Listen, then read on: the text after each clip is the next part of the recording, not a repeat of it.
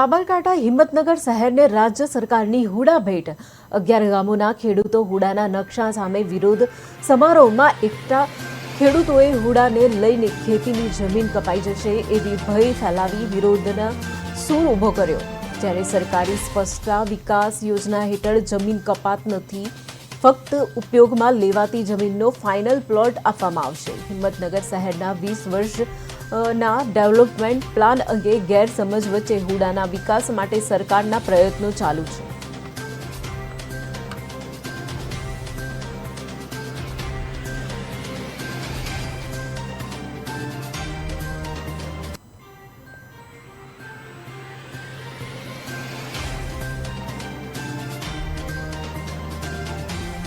ખેડૂતોની જે સભા મળી છે એ જનક્રોશ સાથે એવું કહેવા માંગે છે કે અમારે હુડા નથી જોઈતું।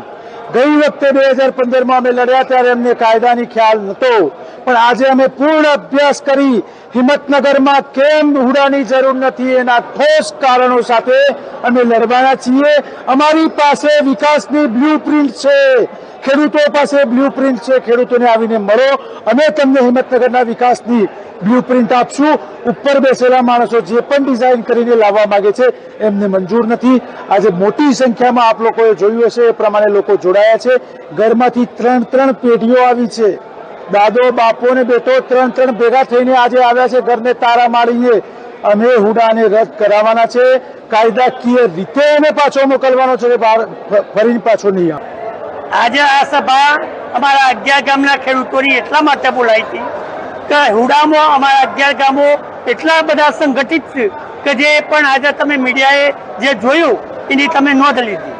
આગામી કાર્યક્રમો અમારી સંકલન સમિતિ જે નક્કી કરે તે પ્રમાણે અમે આપવાના છીએ। ખાસ કરીને કયા કયા મુદ્દાઓ પર ચર્ચા કરવામાં આવી?